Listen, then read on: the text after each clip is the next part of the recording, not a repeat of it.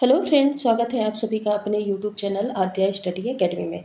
यह हमारी मध्य प्रदेश वन रक्षक और जेल प्रहरी की साइंस की प्रैक्टिस सेट की क्लासेस चल रही हैं, जहां पे हम पर डे एक टॉपिक को डिटेल में डिस्कस करते हैं, यानी उसकी कंप्लीट थ्योरी पढ़ते हैं, फिर जो भी मोस्ट एक्सपेक्टेड एमसीक्यू हैं उनको सॉल्व करते हैं और साथ ही साथ प्रीवियस ईयर क्वेश्चन को पढ़ते चलते हैं।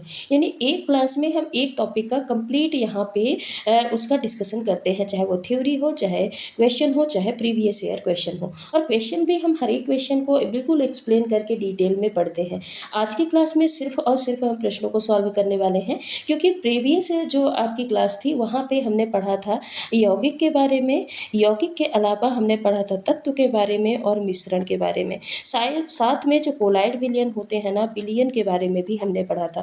तो इतनी सारी चीज़ें हमने प्रीवियस क्लास में पढ़ा था। आज हम उन्हीं के जो भी इम्पोर्टेंट क्वेश्चन, जो कि आपके एक्सपेक्टेड क्वेश्चन है और जो भी इम्पोर्टेंट आपके प्रीवियस ईयर क्वेश्चन है, उनको हम यहाँ पे डिस्कस करेंगे, वो भी फुल एक्सप्लेनेशन के साथ, पूरी डिटेल के साथ, ताकि क्वेश्चन तो आपको समझ में आए ही, उसका आंसर क्या है वो तो समझ में आए ही, साथ ही साथ आपको जो उससे अलग से क्वेश्चन, जो एक्स्ट्रा क्वेश्चन बन सकते हैं, उनका भी आपको नॉलेज होता चले। तो चलिए स्टार्ट करते हैं आज की क्लास को और देखते हैं हमारा पहला प्रश्न क्या है। पहला प्रश्न है, आयोडीन और पोटेशियम क्लोराइड के मिश्रण से आयोडीन को पृथक किया जा सकता है किस विधि द्वारा? अवसादन विधि द्वारा, निस्यंदन विधि द्वारा, ऊर्ध्वपातन विधि द्वारा या फिर आसवन विधि द्वारा? किस विधि द्वारा पृथक किया जाता है आयोडीन और पोटेशियम क्लोराइड के मिश्रण को? ये मिश्रण से क्वेश्चन है, तो इस प्रश्न का करेक्ट आंसर क्या हो जाएगा? करेक्ट आंसर हो जाएगा ऊर्ध्वपातन विधि द्वारा। अब देखिए, ऊर्ध्वपातन विधि, अवसादन विधि, निस्यंदन विधि, ये होती क्या है? अगर आपको विधियों के बारे में नॉलेज होगा ना कि ये विधियाँ क्या होती हैं, तो आप आसानी से आंसर तक पहुंच सकते हैं। आयोडीन क्या होता है? जो कि उड़ जाता है, ठीक है। तो अब इनको किन विधि द्वारा अलग करेंगे? आप खुद ही यहाँ पे बता सकते हैं कौन सी विधि? ऊर्ध्वपातन विधि। अब जो अवसादन विधि होती है, अवसादन विधि क्या होती है? जब किसी तरल में जो भारी भारी कण होते हैं, ठोस कण होते हैं, उनको कुछ समय के लिए छोड़ दिया जाए। मान लीजिए ये कोई पानी से भरी बाल्टी है या ग्लास है, यहाँ पे छोटे छोटे रेत के कण या बालू के कण हैं, इनको मिक्स किए पानी में और फिर इनको कुछ टाइम के लिए छोड़ दिए। और थोड़ी देर अगर छोड़ने के बाद आप ये देखेंगे कि जो रेत के कण हैं वो तली में जमा हो जाते हैं, यानी नीचे यहाँ पे आके इकट्ठे हो जाते हैं। तो फिर उसको हम पानी अलग कर लिए और रेत के कण अलग कर लिए, तो इस विधि को क्या बोलते हैं? इस विधि को बोलते हैं अवसादन विधि। जैसे मिट्टी से मिला पानी या फिर रेत से मिला पानी, अगर आप इसको कुछ देर तक बिल्कुल स्थिर रख देंगे, स्टेबल करके रख देंगे, तो जो रेत के कण है, भारी कण है, वो नीचे बैठ जाएंगे। इसको क्या बोलते हैं? अवसादन विधि। अब निस्यंदन विधि क्या होता है? इसी को क्या बोलते हैं? इसी को बोलते हैं फिल्ट्रेशन। क्या बोला जाता है? फिल्ट्रेशन। अब बताइए, फिल्टर करना क्या होता है? फिल्टर मतलब होता है छन्नी के माध्यम से छानना। तो कोई भी एक छन्नी लगी हो, बोलते हैं ना फिल्टर पेपर लाओ। फिल्टर पेपर क्या होता है? एक छन्नी ही तो होती है, जिससे जो जरूरी पदार्थ है वो नीचे चला जाता है, और जो अननेसेसरी होता है, यानी बड़े पार्टिकल्स होते हैं, वो क्या होते हैं? छन्नी में ऊपर रह जाते हैं। तो इसको क्या बोलते हैं? इसी को बोलते हैं निस्यंदन विधि। इस विधि में क्या होता है? किसी भी छन्नी या फिर कोई भी फिल्टर पेपर है, तो छन्नी या फिर फिल्टर पेपर की सहायता से तरल को छाना जाता है, लिक्विड को छाना जाता है, जिससे जो सॉलिड पार्टिकल्स होते हैं ना, सॉलिड पार्टिकल्स छन्नी के ऊपर ही रह जाते हैं, और जो लिक्विड पार्टिकल्स होता है वो क्या होता है? नीचे चला जाता है। जैसे फॉर एग्जांपल, सबसे कॉमन एग्जांपल है चाय। ये निस्यंदन विधि का एग्जांपल है। तो सबसे कॉमन एग्जांपल क्या है? चाय। जब भी चाय आप बनाते हैं, तो उसकी चाय पत्ती को निकालने के लिए, या फिर अदरक के जो टुकड़े होते हैं उनको निकालने के लिए आप छन्नी का प्रयोग करते हैं ना। छन्नी से चाय छानते हैं, तो जो चाय होती है, चाय नीचे आ जाती है। ये एक कप है, ठीक है। तो इस कप में चाय, जब आप छन्नी से, छन्नी आपने लगाया, छन्नी में जब चाय डालेंगे तो चाय यहाँ पे नीचे भर जाएगी, और जो चाय की पत्ती है वो कहाँ रह जाती है? छन्नी में रह जाती है। तो इसी को क्या बोलते हैं? इसको बोलते हैं निस्यंदन विधि। बिल्कुल हम रोज़मर्रा की ज़िंदगी में हो रहे जो हमारी एक्टिविटी होती है, उन्हीं एग्जाम्पल को लेंगे, ताकि आपको सारी प्रोसेस समझ में भी आती रहे। ऊर्ध्वपातन तो पता है कि जब भी कोई पदार्थ वो ठोस से सीधे किस में बदल जाए? गैस में बदल जाए, तो इसको क्या बोलते हैं? ऊर्ध्वपातन विधि। अब इसमें उन्हीं पार्टिकल्स को अलग किया जाता है जो कि ठोस से किस में बदल जाते हैं? सीधे गैस में बदल जाते हैं, ठीक है। तो उसको क्या बोलते हैं?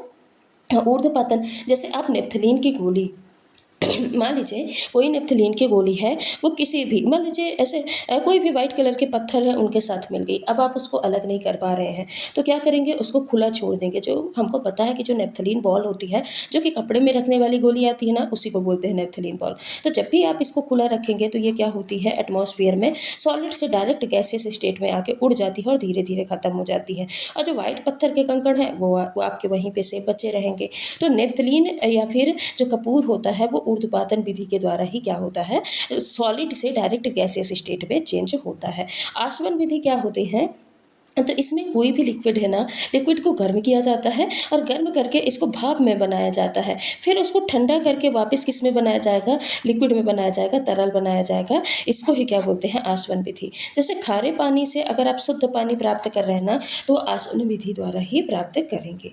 ठीक है, तो आपको चारों ऑप्शन बिल्कुल क्लियर हो गए कि अवसादन विधि क्या है, निस्यंदन विधि क्या है, ऊर्ध्वपातन विधि क्या है और आसवन विधि क्या है।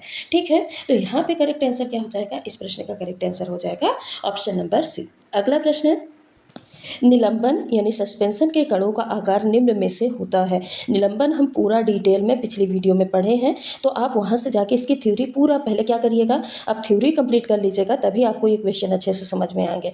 और एक बार थ्योरी पढ़ लेंगे ना, तो ये क्वेश्चन आप आसानी से सॉल्व कर लेंगे। तो बताइए, जो सस्पेंशन होते हैं, निलंबन होते हैं, उनके कणों का आकार कितना होता है, 10 की पावर, ये पावर में है -2 से 10 की पावर -4 सेंटीमीटर के मध्य, या फिर 10 की पावर -5 से 10 सेंटीमीटर के मध्य, या 10 की पावर -8 से 10 की पावर -10 सेंटीमीटर के मध्य, या 10 से 10 की पावर -2 सेंटीमीटर के मध्य। कितना होता है, जो निलंबन कण होते हैं, सस्पेंशन कण होते हैं, उनका आकार कितना होता है। तो ऑप्शन नंबर बी यहाँ पे क्या हो जाएगा, करेक्ट आंसर हो जाएगा। 10 की पावर -5 से लेकर 10 सेंटीमीटर के मध्य निलंबन कणों का आकार होता है। ठीक है, तो इस प्रश्न का करेक्ट आंसर क्या होगा, इस प्रश्न का करेक्ट आंसर होगा ऑप्शन नंबर बी। ठीक, चलते हैं अगले प्रश्न पे। देखिए, एक चीज़ यहाँ पे करेक्ट कर लीजिएगा, यहाँ पे 10 की पावर -7 होना चाहिए, तो 10 की पावर -5 से 10 की पावर -7 के मध्य, और यहाँ पे 10 की पावर -1 है। ठीक है, ये दो चीज़ें क्या कर लीजिएगा, करेक्ट कर लीजिएगा। बाकी इस प्रश्न का correct answer option number B है। अगला प्रश्न है, दूध से मक्खन निकालने के लिए किस विधि का प्रयोग किया जाता है, अवसादन विधि, बाष्पीकरण विधि, अपकेंद्रण विधि या फिर आसवन विधि। बताइए, कौन सी विधि का उपयोग किया जाता है दूध से मक्खन निकालने के लिए। तो अभी अभी आप अवसादन विधि पढ़ चुके हैं और आसवन विधि के बारे में अभी हम पहले क्वेश्चन में पढ़ चुके हैं। ठीक है, बाष्पीकरण विधि क्या होती है, जब भी जो तरल है या लिक्विड है, तरल किस में बदलता है, बाष्प में बदलता है, और जब उसको गर्म किया जाता है या बॉयल किया जाता है, तो इसको क्या बोलते हैं, इसको बोलते हैं बाष्पीकरण विधि। ठीक है, अपकेंद्रण विधि क्या है, जो कि इस प्रश्न का करेक्ट आंसर भी है। तो अपकेंद्रण विधि क्या है, कोई मान लीजिए मिक्सचर है या कोई भी मिश्रण है, आप जब भी मिश्रण को क्या करेंगे, बहुत तेजी से बिल्कुल ऐसे ऐसे ऐसे ऐसे घुमाएंगे, तो जो भारी कण होते हैं ना, भारी कण कहाँ चले जाते हैं, नीचे, और जो हल्के कण होते हैं, हल्के कण कहाँ चले जाते हैं, ऊपर आ जाते हैं। इसी विधि को क्या बोलते हैं, अपकेंद्रण विधि बोलते हैं। तो जब भी हम दही को मथते हैं ना, तो जब भी दही को मथेंगे, तो जो मक्खन होता है, मक्खन हल्का होता है, तो हल्का होके मक्खन कहाँ आ जाता है, ऊपर आ जाता है। ऊपर क्या आता है, ऊपर आता है मक्खन, क्या आता है, मक्खन। ठीक है, और नीचे क्या चला जाता है, जो छाछ रहती है, जो मट्ठा रहता है, वो नीचे चला जाता है। तो इस विधि को क्या बोलते हैं, अपकेंद्रण विधि बोलते हैं। दूध से क्रीम अलग करना, ये क्या होते हैं, अपकेंद्रण विधि का ही उदाहरण होता है। तो इस प्रश्न का करेक्ट आंसर क्या हो जाएगा, ऑप्शन नंबर सी हो जाएगा। अगला प्रश्न है, निम्नलिखित में से कौन सा एक मूल तत्व है, रेत, संगमरमर, हीरा या फिर शक्कर। कौन सा एक मूल तत्व है, तो देखिए, जो रेत होता है, रेत क्या होता है, एक प्रकार का मिश्रण होता है। मिश्रण क्या होता है, जो एक या एक से दो या दो से ज़्यादा तत्व या फिर यौगिक से मिलकर बना होता है, उसको क्या बोलते हैं, मिश्रण बोलते हैं। अब उसमें जो तत्व हो या फिर यौगिक हो, वो कितने हो, दो या अधिक हो, दो से अधिक हो, तो उसको क्या बोला जाता है, उसको बोला जाता है मिश्रण। देखिए, रेत क्या है, एक प्रकार का मिश्रण है, और संगमरमर क्या है, संगमरमर एक प्रकार का यौगिक है। और यौगिक क्या होता है, यौगिक वो होता है जो दो या दो से अधिक तत्वों से मिलकर बना होता है, दो या दो से अधिक तत्वों से मिलकर बना होता है। और जो तत्व होते हैं ना, एक फिक्स रेशियो में होते हैं, एक निश्चित अनुपात में होते हैं। ठीक है, तो उसको क्या बोला जाता है, उसको बोला जाता है यौगिक। ठीक है, उसको क्या बोला जाता है, यौगिक। तो संगमरमर, संगमरमर को और किस नाम से जाना जाता है, इसको नाम से जाना जाता है कैल्शियम कार्बोनेट। किस नाम से जाना जाता है? कैल्शियम कार्बोनेट के नाम से जाना जाता है। तो जो कैल्शियम कार्बोनेट होता है वो क्या होता है? संगमरमर, और ये एक प्रकार का यौगिक है। यहाँ पे पूछा मूल तत्व कौन है? तत्व क्या होते हैं? जो एक ही तरीके के पदार्थ से मिलकर बने हो, क्या कहलाते हैं? तत्व। यहाँ पे जो हीरा देखिए, हीरा क्या है? हीरा एक प्रकार का मूल तत्व है, यानी ये सिर्फ और सिर्फ किससे मिलकर बना है? कार्बन से मिलकर बना है, और किसी भी चीज़ों से मिलकर नहीं बना है। तो यही क्या हो जाएगा? इस प्रश्न का करेक्ट आंसर हो जाएगा। बाकी जो शुगर होता है, शुगर भी क्या होता है? एक प्रकार का यौगिक होता है। तो यहाँ पे रेत मिश्रण है, संगमरमर यौगिक है, और शक्कर भी यौगिक है। सिर्फ हीरा क्या है? ये एक मूल तत्व है, क्योंकि ये सिर्फ और सिर्फ कार्बन से ही मिलकर बना होता है, कार्बन का ही अपर रूप होता है। ठीक है, अगला प्रश्न है, सामान्यतः द्रव्य की अवस्थाओं के भौतिक वर्गीकरण में अवस्था शामिल नहीं है। कुल मिला के ये पूछा है कि जो द्रव्य की अवस्थाएं होती है ना, इनमें से कौन सी अवस्था जो है वो द्रव्य की अवस्था नहीं है? कोलाइडल, गैसीय, द्रव या फिर ठोस। तो देखिए, द्रव्य की कितनी अवस्थाएं होती हैं? एक होती है सॉलिड स्टेट, एक होता है लिक्विड स्टेट, एक होता है गैसियस स्टेट, और एक होता है जो तो अभी वैज्ञानिकों द्वारा खोजी गई अवस्थाएं हैं, एक है प्लाज्मा, और एक होता है बीईसी, जिसको बोस आइंस्टीन कंडेंसेट अवस्था बोलते हैं। मेनली द्रव्य की 3 अवस्थाएं होती हैं, लेकिन 2 साइंटिस्टों द्वारा और खोजी गई हैं, प्लाज्मा अवस्था और बीईसी अवस्था। तो ये पांचों क्या होती हैं? द्रव्य की अवस्थाएं होती हैं। लेकिन जो कोलाइडल होता है ना, कोलाइडल ये द्रव्य की अवस्था नहीं होती। तो कोलाइडल क्या होता है? कोलाइडल एक प्रकार का मिश्रण होता है या फिर मिक्सचर होता है। इसमें क्या होता है? इसमें जैसे बहुत छोटे छोटे कोई पार्टिकल्स हैं, मतलब इसमें जो छोटे कण होते हैं, जो स्मॉल पार्टिकल्स होते हैं, वो किसी पदार्थ में इतने समान रूप से मिले होते हैं ना कि वो एक तो दिखते नहीं हैं, इतने छोटे होते हैं कि वो दिखते नहीं हैं, और ये पूरी तरीके से घुलते भी नहीं हैं, ना उस पदार्थ में पूरी तरीके से घुलते हैं और ना ही दिखते हैं। तो इसको क्या बोलते हैं? कोलाइडल सॉल्यूशन बोलते हैं। और ये नीचे भी नहीं बैठते हैं, यानी इसको लिख सकते हैं कि ये तली में नहीं बैठते हैं। ठीक है, यानी कुल मिला के उसमें घुले तो रहते हैं, किसी पदार्थ में घुले तो रहते हैं, ना पूरी तरीके से घुले रहते हैं और ना तली में बैठते हैं, ना ही दिखते हैं, बस उसमें समान रूप से फैले रहते हैं। हम बोल सकते हैं कि ये क्या होते हैं? पूरे मिक्सचर में समान रूप से फैले रहते हैं। ठीक है, जो टिंडल प्रभाव होता है ना, आपने पढ़ा होगा टिंडल प्रभाव के बारे में। तो जो टिंडल प्रभाव होता है वो कोलाइडल सॉल्यूशन का ही एग्जाम्पल होता है, उसी की ही विशेषता होती है। फॉर एग्जाम्पल के तौर पे इसमें क्या आ जाएगा? जैसे दूध, इसमें फैट के कण बिखरे होते हैं, धुंध या फिर इसको आप फॉग बोल सकते हैं, धुआं, ये सब किसके एग्जाम्पल हो जाते हैं? ये सारे कोलाइडल सॉल्यूशन के एग्जाम्पल होते हैं। और कोलाइडल क्या होता है? एक प्रकार का मिश्रण होता है। तो इस प्रश्न का करेक्ट आंसर क्या हो जाएगा? ऑप्शन नंबर फर्स्ट हो जाएगा। बाकी आपका solid state, liquid state, gaseous state और प्लाज्मा और बीसी, इस पांचों अवस्थाओं के बारे में हम डिटेल में पढ़ चुके हैं। तो आप वो क्लास जाके अपनी ये थ्योरी जो वाला पोर्शन है इसको कंप्लीट कर सकते हैं। अगला प्रश्न है, पाश्चुरीकरण या फिर पॉइस्चराइजेशन निम्न में से संबंधित है? किससे संबंधित है? दुग्ध के कीटाणु शोधन से, दुग्ध के दही में परिवर्तित होने से, दुग्ध के किण्वन से, या दुग्ध के आसवन से? जो पाश्चुरीकरण मेथड होता है वो किससे संबंधित होता है? बताइए, इस प्रश्न का करेक्ट आंसर क्या हो जाएगा? तो यहाँ पे करेक्ट आंसर क्या हो जाएगा? ऑप्शन नंबर फर्स्ट, यानी दूध के कीटाणु शोधन से। अब देखिए, जो पाश्चराइजेशन मेथड होता है ये होता क्या है? दूध है ना, दूध को क्या करेंगे? 70 से 80 डिग्री सेल्सियस पे गर्म करेंगे, और गर्म करने के बाद फिर उसको तुरंत क्या करेंगे? तुरंत उसको ठंडा किया जाता है। यानी दूध को 70 से 80 डिग्री सेल्सियस तक गर्म किए, गर्म करने के बाद उसको तुरंत ठंडा किए, जिससे क्या होते हैं? इसके जितने भी बैक्टीरिया वायरस होते हैं ना वो खत्म हो जाते हैं, नष्ट हो जाते हैं। तो इसी को क्या बोलते हैं? इसी को क्या बोलते हैं? पाश्चुरीकरण या पाश्चराइजेशन मेथड बोला जाता है। ठीक है, तो कुल मिला के अगर आप इसके डेफिनेशन पे जाए तो ऐसा होता है कि जैसे दूध है या कोई भी लिक्विड मटेरियल है, तो उसको एक निश्चित टेम्परेचर पर उसको गर्म करेंगे, गर्म करने के बाद उसको तुरंत ठंडा किया जाएगा, जिससे उसके जितने भी बैक्टीरिया वायरसेस हैं वो खत्म हो जाते हैं। इसी मेथड को क्या बोला जाता है? पाश्चराइजेशन या फिर पाश्चुरीकरण मेथड कहा जाता है। और ये किससे संबंधित होता है? दूध के कीटाणु शोधन से संबंधित होता है। दही में परिवर्तन ना, किण्वन नहीं। फर्मेंटेशन कहाँ होगा? फर्मेंटेशन मतलब जब किसी में बैक्टीरिया वायरस आए, फर्मेंटेशन या किण्वन क्या होता है? जब भी किसी में बैक्टीरिया आए, वायरस आए, जो कि उसको फर्मेंट करते हैं, जो कि बेनिफिशियल होता है हमारे हेल्थ के लिए, तो ये क्या है? फर्मेंटेशन अलग है, दही में बदलना भी अलग है। यहाँ पे बैक्टीरिया वायरस को नष्ट करने की बात हो रही है। तो दुग्ध के कीटाणु शोधन क्या हो जाएगा? इस प्रश्न का करेक्ट आंसर हो जाएगा। अगला प्रश्न है, निम्नलिखित में से कौन सा सुमेलित नहीं है? अलवणीकरण ये समुद्री जल से सुमेलित नहीं है। प्रतिलोम परासरण ये पेय जल से सुमेलित नहीं है।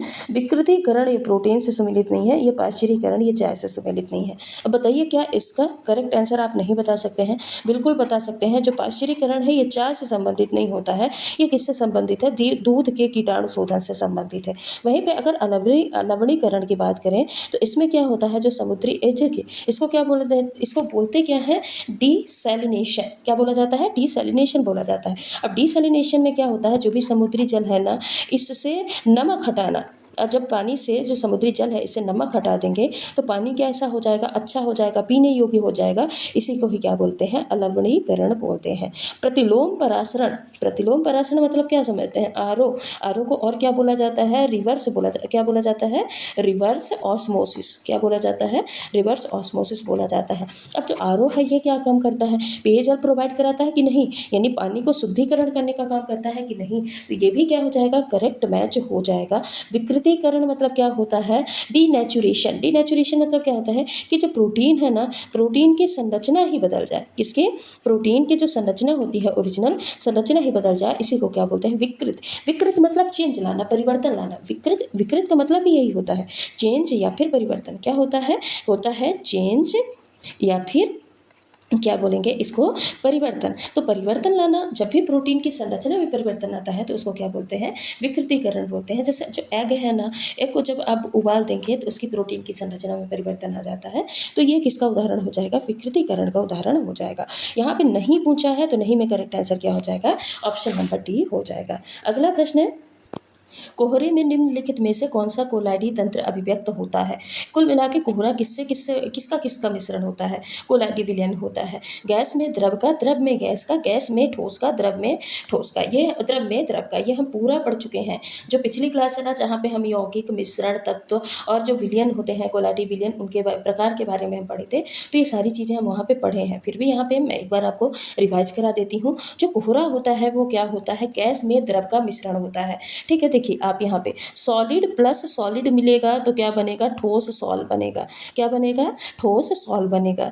वहीं पे लिक्विड प्लस सॉलिड, लिक्विड और सॉलिड आपस में मिलेंगे तो किसका निर्माण होगा? सॉल का निर्माण होगा, जिसको हम बोल सकते हैं क्या बोलते हैं? नमक पानी या शक्कर पानी, इसको हम क्या बोलते हैं? सॉल बोलते हैं।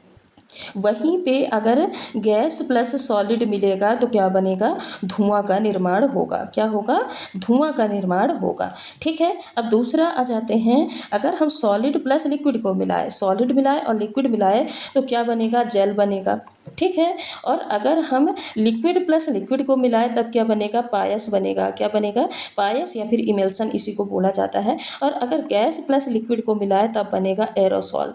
क्या बनेगा? एरोसॉल बनेगा। एरोसॉल को और क्या कहा जाता है? इसी को बोला जाता है धुंध, कोहरा, बादल, ये सब किसके उदाहरण होते हैं? एरोसॉल के उदाहरण होते हैं। वहीं पे अगर सॉलिड में हम गैस को मिलाते हैं तो इससे क्या बनेगा? ठोस फॉर्म बनेगा। ठोस फॉर्म में क्या क्या आ जाएगा? जैसे फॉर्म है, रबड़ है, या सारे ठोस फॉर्म में आ जाएंगे। वहीं पे अगर लिक्विड में हम गैस को मिलाते हैं तब क्या बनेगा? तब बनेगा झाग, या फिर इसी को हम क्या बोलते हैं? फॉर्म, झाग फॉर्म बनेगा। जैसे झाग है, फेंटी हुई क्रीम है, ये सब किसके एग्जाम्पल आ जाएंगे? झाग फॉर्म के एग्जाम्पल हो जाएंगे। तो सॉलिड प्लस सॉलिड से क्या बना? लिक्विड प्लस सॉलिड से, गैस प्लस सॉलिड से, सॉलिड प्लस लिक्विड से, लिक्विड प्लस लिक्विड से, गैस प्लस लिक्विड से, सॉलिड प्लस गैस और लिक्विड प्लस गैस, इन सभी के मिलाने से किसका निर्माण होता है? यहाँ पे हम क्लियर कर लिए। और इससे एक प्रश्न आपका आना ही आना है। बाकी इस प्रश्न का करेक्ट आंसर क्या हो जाएगा? ऑप्शन नंबर फर्स्ट आंसर हो जाएगा। अगला प्रश्न है, ठोस अशुद्धि के शोधन के लिए निम्नलिखित में से कौन सी विधि का या कौन सी प्रक्रिया उपयोगी नहीं है? यहाँ पे नहीं पूछा है तो आसवन नहीं है, ऊर्ध्वपातन नहीं है, क्रिस्टलीकरण नहीं है, या फिर उपर्युक्त में से कोई नहीं। बताइए, आसवन विधि हम पढ़े थे ना, आसवन विधि में हमने क्या पढ़ा था? बताइए, आसवन विधि में क्या पढ़ा था? हमने ये पढ़ा था कि जब भी कोई लिक्विड, या फिर इसको हम बोल सकते हैं तरल, जब भी कोई तरल को हम गर्म करते हैं फिर उसको किस में बनाया जाता है? भाप में बदला जाता है। फिर उसको ठंड करके वापस वापस से हम किस में बदलते हैं, लिक्विड या फिर तरल में बदलते हैं। तो इसी विधि को क्या बोलते हैं, इसी विधि को बोलते हैं हम आसवन विधि। और यहाँ पे यही पूछा है, ठोस अशुद्धि के शोधन के लिए निम्नलिखित में से कौन सी प्रक्रिया उपयोगी नहीं है। जबकि हम ऊर्ध्वपातन से भी ठोस अशुद्धि को दूर करते हैं, क्योंकि ये क्या करता है, सॉलिड से डायरेक्ट गैसियस स्टेट में चेंज करता है। क्रिस्टलीकरण से भी हम ठोस अशुद्धि को दूर करते हैं, क्रिस्टल के रूप में, ठोस कण के रूप में। लेकिन आसवन विधि से यह तरल के लिए उपयोगी होता है, जैसे खारे पानी को शुद्ध करना, यह तरल के लिए उपयोगी होता है, ठोस अशुद्धियों के लिए नहीं। इसलिए इस प्रश्न का करेक्ट आंसर क्या हो जाएगा, ऑप्शन नंबर फर्स्ट हो जाएगा। अगला प्रश्न है, निम्न में से दूध किसका उदाहरण है, पायस का, निलंबन का, फोम का या फिर जेल का। बताइए। ये तो हम अभी अभी पढ़ के आए हैं, जो दूध होता है ना, ये क्या होता है, पायस होता है। पायस मतलब क्या समझते हैं, द्रव में द्रव, यानी लिक्विड प्लस लिक्विड। जब भी द्रव में द्रव मिलाया जाता है तो किसका निर्माण होता है, पायस। निलंबन क्या होता है, जिसमें कण जो होते हैं वो तली में बैठ जाते हैं, ये किसके लिए होता है, निलंबन के लिए यूज होता है। फॉर्म क्या होता है, फॉर्म गैस प्लस लिक्विड से मिलके बना होता है, जैसे यहाँ पे फॉर एग्जाम्पल क्या आ जाएगा, झाग आ जाएगा। जल क्या होता है, ये सेमी सॉलिड होता है, क्या होता है, सेमी सॉलिड होता है, जैसे कि जेली, ये किस में आएगा, जल में। बाकी यहाँ पे दूध किसका उदाहरण होता है, तो ऑप्शन नंबर फर्स्ट क्या हो जाएगा, करेक्ट आंसर हो जाएगा। अगला प्रश्न है, निम्नलिखित द्रवों में से कौन सा द्रव ऊष्मा का सबसे अच्छा चालक या फिर सुचालक होता है, पारा, पानी, ईथर या फिर बेंजीन। देखिए, ऊष्मा का अच्छा चालक या फिर अगर सुचालक बोलें तो कौन होता है, धातु। जितने भी मेटल होते हैं या धातुएं होती हैं वो ऊष्मा की सबसे अच्छी चालक मानी जाती हैं, सबसे बेहतर कंडक्टर मानी जाती हैं। इसीलिए जो पारा है, पारा क्या है, एक प्रकार की धातु है। भले ये रूम टेम्परेचर पर लिक्विड स्टेट में पाई जाती है, लेकिन बाकी जो द्रव दिए हैं इनके तुलना में ये सबसे अच्छी ऊष्मा की चालक होती है। पानी कमजोर चालक होता है, ईथर और बेंजीन ये भी एक प्रकार के कमजोर चालक होते हैं। अच्छा चालक कौन होता है, पारा या फिर मर्क्यूरी। इसलिए इस प्रश्न का करेक्ट आंसर क्या हो जाएगा, ऑप्शन नंबर फर्स्ट हो जाएगा। अगला प्रश्न है, रासायनिक रूप से शुष्क बर्फ यानी ड्राई आइस वस्तुतः क्या है, ठोस सल्फर डाइऑक्साइड है, आशुद्ध जल से बनी बर्फ है, बर्फ तथा साधारण नमक का मिश्रण है, या ठोस कार्बन डाइऑक्साइड है। बताइए क्या होता है। तो इसको हम कई बार पढ़ चुके हैं। जो ड्राई आइस होता है ना, शुष्क बर्फ होता है, ये ठोस कार्बन डाइऑक्साइड ही होता है। क्या होता है, सॉलिड CO2 होता है। तो इस प्रश्न का करेक्ट आंसर क्या हो जाएगा, ऑप्शन नंबर डी हो जाएगा। अगला प्रश्न है, अशुद्ध कपूर या फिर इम्प्योर जो कैम्फर होता है उसका शुद्ध रूप किस विधि द्वारा प्राप्त किया जाता है, ऊर्ध्वपातन विधि द्वारा, क्रिस्टलीकरण विधि द्वारा, प्रभाजी आसवन विधि द्वारा या फिर भापी आसवन विधि द्वारा। देखिए, अभी हम ऊर्ध्वपातन विधि पढ़ के आए हैं, जिसमें हमने पढ़ा था कि जो नेफ्थलीन वॉल होती है, कौन सी, जो नेफ्थलीन वॉल होती है और जो कपूर होता है, ये क्या होते हैं, डायरेक्ट सॉलिड स्टेट से गैसियस स्टेट में चेंज हो जाते हैं, और इसी को क्या बोलते हैं, ऊर्ध्वपातन या फिर सब्लिमेशन बोला जाता है। तो यहाँ पे अशुद्ध कपूर पूछा है ना, तो कपूर को किस विधि द्वारा प्योर किया जाएगा, शुद्ध किया जाएगा, ऊर्ध्वपातन विधि द्वारा। ये तो हमारा करेक्ट आंसर हो गया। क्रिस्टलीकरण विधि क्या होती है, किसी भी जो घोल से शुद्ध ठोस के क्रिस्टल प्राप्त करना, यानी कोई भी ये घोल है, सॉल्यूशन है, इस सॉल्यूशन से जो ठोस है, सॉलिड है, उसका हम क्रिस्टल के रूप में यानी ठोस कण के रूप में उसको बाहर निकालें, इसको क्या बोलते हैं, क्रिस्टलीकरण मेथड या क्रिस्टलीकरण विधि बोलते हैं। जैसे नमक या चीनी का जो विलयन होता है पानी के साथ, उसको हम क्रिस्टल के रूप में चलाएं चलाएं चलाएं, उसका पानी पूरा भाप के रूप में परिवर्तित करते हैं, और जो क्रिस्टल होते हैं नमक या चीनी के, उसको प्राप्त करें तो किस में आ जाएगा, क्रिस्टलाइजेशन मेथड में आ जाएगा। प्रभाजी आसवन क्या होता है, प्रभाजी आसवन होता है ये बॉइलिंग पॉइंट के आधार पे होता है। किस आधार पे, बॉइलिंग पॉइंट। देखिए, इसको आप ऐसे एग्जाम्पल से समझिए प्रभाजी आसवन को। मान लीजिए कोई ये मिक्सचर है, कोई भी मिश्रण है, एक है जो 100 डिग्री सेल्सियस पे उबलता है, एक है जो 70 डिग्री सेल्सियस पे ही भाप बन जाएगा, उबलेगा भाप बनेगा, एक है जो 60 डिग्री सेल्सियस पे ही उबलेगा भाप बनेगा। ठीक है, तो इससे जैसे जो पेट्रोलियम होता है ना, पेट्रोलियम से पेट्रोल, डीजल, ये सब अलग अलग ना प्रभाजी आसवन विधि द्वारा ही करते हैं। तो मान लेते हैं इस मिक्सचर को जब भी हम टेम्परेचर देंगे तो पहले 60 डिग्री सेल्सियस वाला भाप बन के अलग हो जाएगा, फिर 70 डिग्री सेल्सियस वाला, फिर 100 डिग्री सेल्सियस वाला, कुल मिला के इसको बॉइलिंग पॉइंट के आधार पे हम यहाँ पे क्या करते हैं, अलग करते हैं। अब भापीय आसवन विधि क्या होता है, बताइए ये क्या होता है। तो भापीय आसवन विधि ऐसे विधि होती है जिसमें ऐसे पदार्थ को अलग किया जाता है जो गर्म करने पर क्या हो, खराब हो जाए, जो गर्म करें, गर्म करने पर क्या हो, खराब हो जाए, तो उसको क्या बोलेंगे, प्रभाजी भापीय आसवन। जैसे इत्र या फिर तेल निकालना, इनको जब भी गर्म करेंगे तो ये क्या होंगे, खराब हो जाएंगे। ये आप ट्रिक है, इसको आप जरूर ध्यान रखिएगा, और इससे प्रश्न पूछे भी जाते हैं। बाकी इस प्रश्न का करेक्ट आंसर क्या हो जाएगा, ऑप्शन नंबर फर्स्ट हो जाएगा। अगला प्रश्न है, शुद्धिकरण की प्रक्रिया में गंदे पानी का उपचार फिटकरी से करते हैं, यह प्रक्रिया क्या है? बताइए कौन सी प्रक्रिया है? तो जब भी शुद्धिकरण करते हैं ना, यानी जब प्योर करते हैं वाटर को, तो उसमें क्या कर देते हैं, फिटकरी डालते हैं। फिटकरी को और क्या बोला जाता है? एलम। किस नाम से जाना जाता है? एलम। तो ये कौन सी प्रक्रिया है, कौन सी प्रोसेस है? स्कंदीकरण, इमल्सीकरण, अवशोषण या फिर अधिशोषण? बताइए क्या होता है? तो ये देखिए क्या है, एक प्रकार के स्कंदीकरण। स्कंदीकरण को क्या बोला जाता है? स्कंदीकरण को बोला जाता है कोएगुलेशन। क्या बोला जाता है? कोएगुलेशन। कोएगुलेशन क्या होता है? जब भी मान लीजिए ये एक बाल्टी में अशुद्ध जल, मिट्टी वाला वाटर यहाँ पे है, अब यहाँ पे हम क्या मिला दिए? एलम या फिर फिटकरी मिला दिए, तो क्या हो गए, जो ये छोटे छोटे कण है ना, ये छोटे छोटे कण ऐसे इकट्ठा हो जाएंगे। ये छोटे छोटे कण होंगे, क्या होंगे, जुड़ के आपस में इकट्ठे हो जाएंगे। और जब ये इकट्ठा होकर भारी हो जाएगा कण, तो ये भारी कण कहाँ पे आ जाएगा? ये तली में आके बैठ जाएगा। इसी को हम क्या बोलते हैं? स्कंदीकरण की प्रोसेस बोलते हैं। ठीक है, समझ में आ गया? इमल्सीकरण क्या होता है? ये दो तरल के मिश्रण को शुद्धिकरण में यूज किया जाता है। तो ये किसके लिए यूज किया जाता है? दो तरल के शुद्धिकरण में यूज किया जाता है। वहीं पे अवशोषण क्या होता है? किसी एक पदार्थ का दूसरे पदार्थ में समा जाना, इसको क्या बोलते हैं? अवशोषण।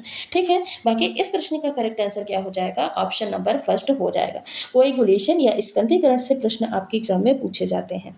अगला प्रश्न है, पदार्थ की उन अवस्थाओं में से, ये नहीं है, एक है जो बहुत ही कम घनत्व वाली गैस को अत्यंत कम तापमान के तहत ठंडा करके प्राप्त किया जाता है। कौन सी अवस्था है? प्लाज्मा घनीभूत, प्लाज्मा, बोस आइंस्टीन घनीभूत या फिर गैस? ये इसको तो सभी को पता है। जो हम जो द्रव्य की अवस्थाओं वाला जो टॉपिक पढ़े थे ना, वहाँ पे इसके प्रश्न भी करे थे। और जो BEC यानी बोस आइंस्टीन अवस्था है, सॉलिड स्टेट है, लिक्विड स्टेट है, गैसियस स्टेट है, प्लाज्मा स्टेट है, इसको हम वहाँ पे डिटेल में पढ़े भी थे। तो आप वो वाली क्लास जाके जरूर देखिएगा एक बार, आपको सारा कॉन्सेप्ट क्लियर हो जाएगा। बाकी इस प्रश्न का करेक्ट आंसर क्या है? ऑप्शन नंबर सी है। तो ये रहे आज के कुछ हमारे महत्वपूर्ण प्रश्न, जहाँ पे हमने प्रश्नों को डिस्कस किया, उसके अलावा उसके हर एक ऑप्शन को भी पढ़ा। यानी एक तो आपके प्रश्न बने, प्रश्न के अलावा जो भी अदर आपके क्वेश्चन बन सकते हैं आपके एग्जाम में जो इंपॉर्टेंट है, वो भी यहाँ पे हमने कंप्लीट उनका डिस्कशन किया है। तो आज की क्लास को हम यहीं पे समाप्त करते हैं। मिलते हैं अगली क्लास में कुछ एक दूसरे टॉपिक के साथ, जहाँ पे हम उसको थ्योरी पढ़ेंगे, साथ ही साथ उसके क्वेश्चन पढ़ेंगे और प्रीवियस ईयर क्वेश्चन को भी सॉल्व करेंगे। तो ये जो प्रैक्टिस सेट की क्लासेस है ना, इनकी एक प्लेलिस्ट बनी है, आप इसको जाके जरूर देखिएगा। आपके एग्जाम के लिए हर एक क्लास बहुत ज़्यादा बेनिफिशियल है। चलिए आज की क्लास को समाप्त करते हैं, मिलते हैं अगले वीडियो में। अगर आप चैनल को नए हैं तो चैनल को सब्सक्राइब कर लीजिएगा, वीडियो को लाइक कर दीजिएगा और नई वीडियो का नोटिफिकेशन पाने के लिए बेल आइकन को जरूर प्रेस करिएगा। धन्यवाद।